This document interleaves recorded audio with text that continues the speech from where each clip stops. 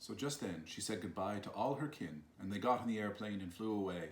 So he brought her home, spent a day there, and his father said, "Listen, son-in-law, if you wish, take some of the capital or some shops for me, because I don't have anybody else but you three sons-in-law. If I divide it, you see I'm no longer young." So then he said to him, "For the time being, I don't know anything of that. Probably you'll not go anywhere, as you'll promise me, but for the time being, I don't know anything." They said goodbye, and he flew home. And when he had flown home, he began living and dwelling into deep old age, and then he mounted the throne when his grandfather and father died. Oh, hello there. I didn't see you. I'm Ian, and today we're talking about Matvei Korguev's The Airplane.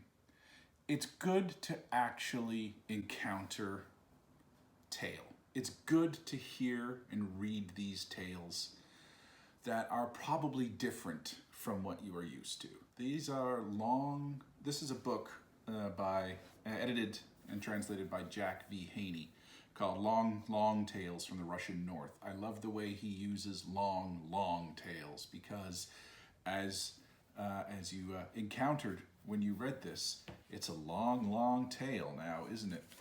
And it's different from what you are probably used to. It's good to read because it is similar enough. It feels within that European tradition that most people in North America have some kind of exposure to. Yet it's utterly different from the versions that you've probably encountered, or the kind of tales that you've probably encountered. Length being one of the significant factors. This is this beautiful guy, Matvei Korguev, showing you a picture right now. Read 100 of his stories were collected in the 1930s. And in the middle of his the basic of his repertoire were these fairy tales characterized by a consistent epic style and abundance of realistic details. This was what he did, according to Vladimir Prop, who analyzed Korguev as a performer. And he had some other accolades in his lifetime.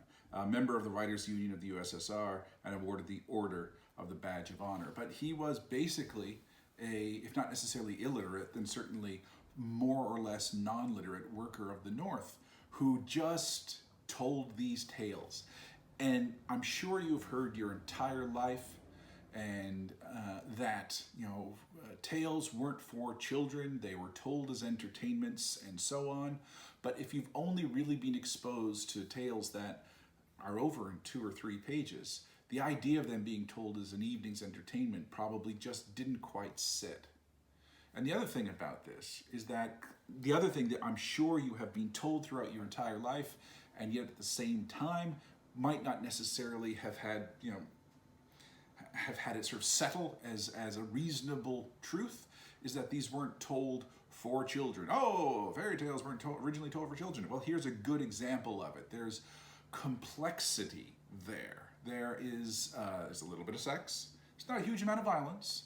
But there's a lot about merchants and stock keeping and so on, the mundanities of day-to-day living.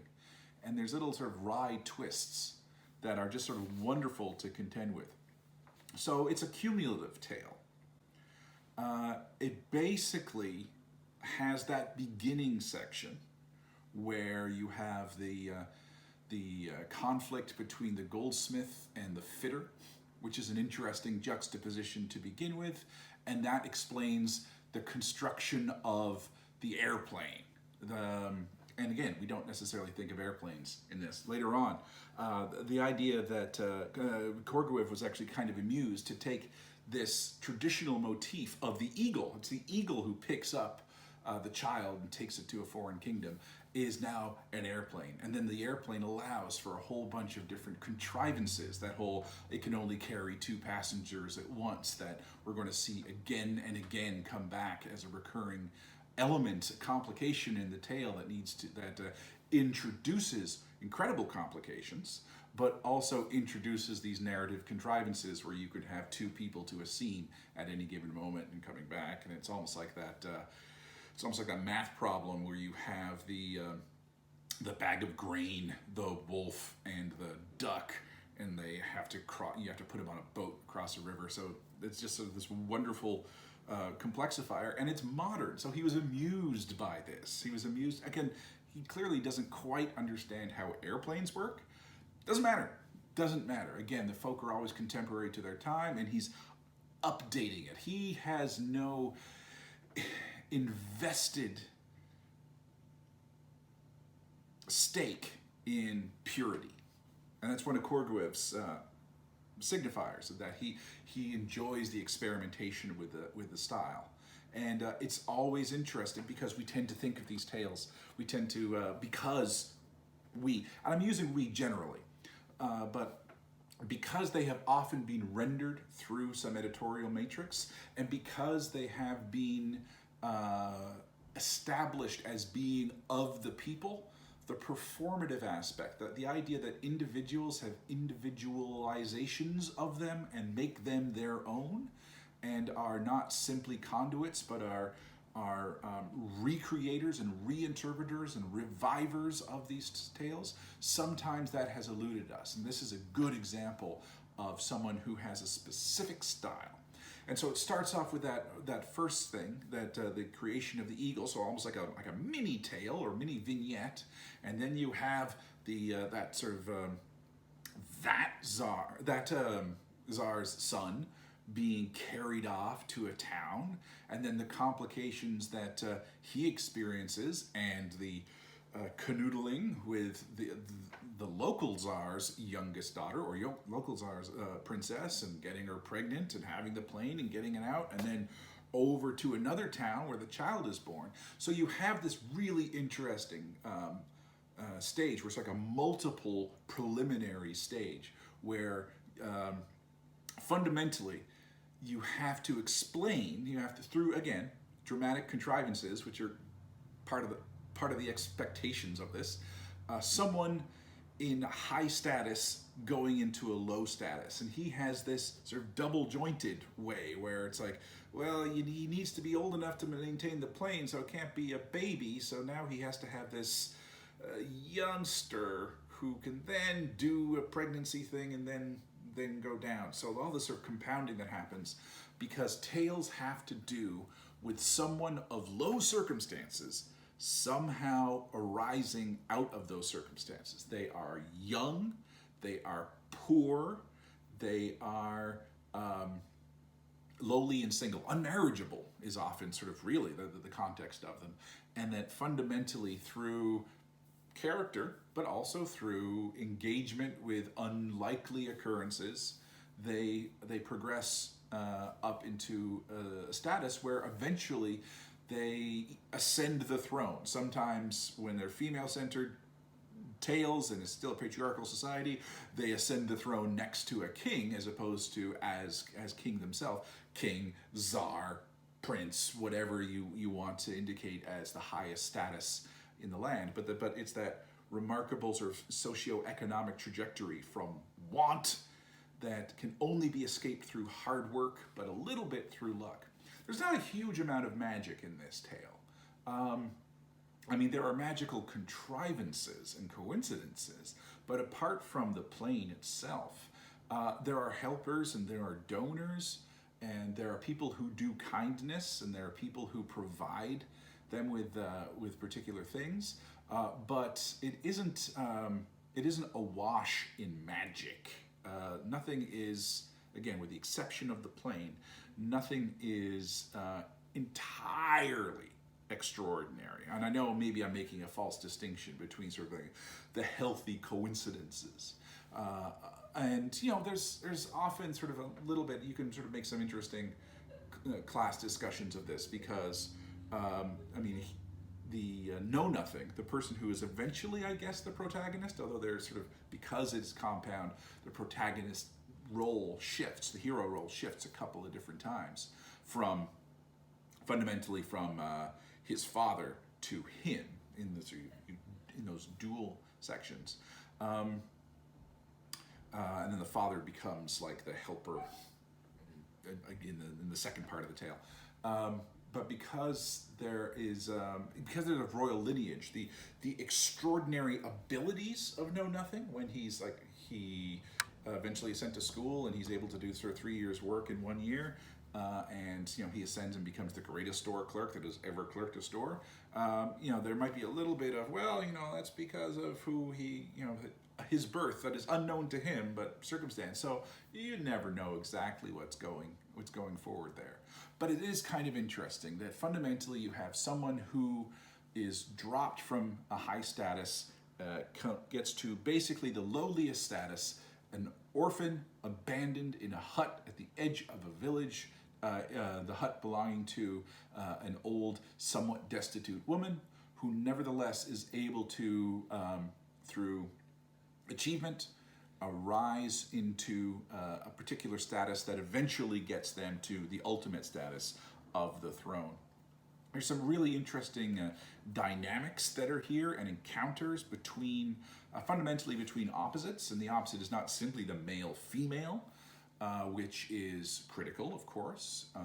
The various women who get, I'll just sort of throw in there, consensually knocked up. There's a remarkable amount of, for early 20th century and early 20th century Russian tales. I mean, the Russians aren't necessarily a profligate in their tale telling in terms of sort of sexual libertinism, but the women are active agents in their bodily autonomy. So good for them.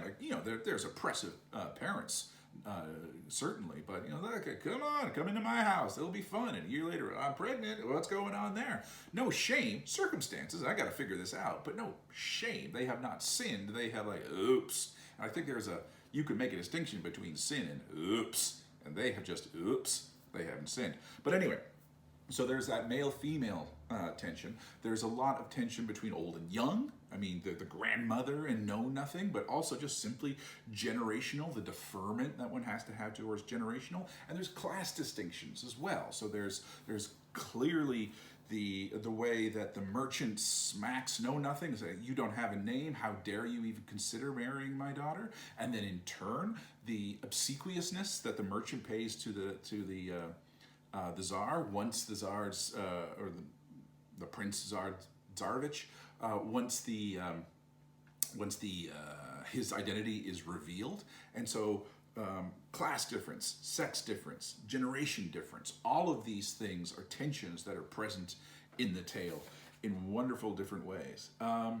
This is a short video, but it's good to think of these tales as complicated events. And it's good to think of them, this is something that was recorded in the 1930s. I don't know if recording technology was actually available. I would need to refer to that, but I don't think they actually have recording technology. So these were fundamentally done through transcription. But as you're reading it, I think, and of course you're reading it in translation. You're reading it in English translation, but Haney does a really great job at giving you at least some semblance of how it would have progressed. Because there's confusing patterns, aren't there? I mean, there's times when the Tsarevich comes disguised as the merchant to the town where Know Nothing is the clerk. And he's sometimes referred to as the father, he's sometimes referred to as the Tsarevich, he's sometimes referred to as the other merchant. And you kind of get the feeling that while listening to the tale, the listeners would have been able to sort of, keep track of what's going on. But all the he's and so on, they don't necessarily reflect well on the page. But I think, again, Haney is sensitive to that. It's just like, you figure it out. I also like such little flourishes. I've saw it at least 2 times where it sounds exactly the way I would tell a story, even if I'm going in full bore, where it says, I'm a merchant and I am here to buy such and such goods. And just the use of the word such and such, and I don't know what the Russian term for such and such is, but I imagine it's the same. It's just like the details of this are not important, but you know what it is like when someone comes into a store and says, hello, and it's such and such, I'm the Tsar of such and such a kingdom. And it's like, the Tsar would probably know the name of the kingdom that he's the Tsar of, but there you go. So that's such and such. It's those details that are largely irrelevant for the telling of the tale. We all know what they're going on. I don't need to know what kind of goods they're buying. And so, but yes, I'm here to buy some goods. How much goods do you want? I want this much goods. Details are superfluous because we're getting to the story. Literature wouldn't work that way. You couldn't have a piece of written literature that sort of throws away details like such and such, unless you are writing in character. But an omniscient narrator, which is what Korguev is, an omniscient narrator is not someone in a literary tale has to provide that detail. So this is a great example of a very long tale. A tale that you can imagine would have been an entire evening's entertainment. A tale that would have appealed to his audience. And his audience would largely be comprised, in Korguev's biography, these were tales that were told on ships. These were tales that were told in camps in the Great Russian North. And so largely people who are away from their home communities, communities of men telling these epically long tales. So it's a great reading.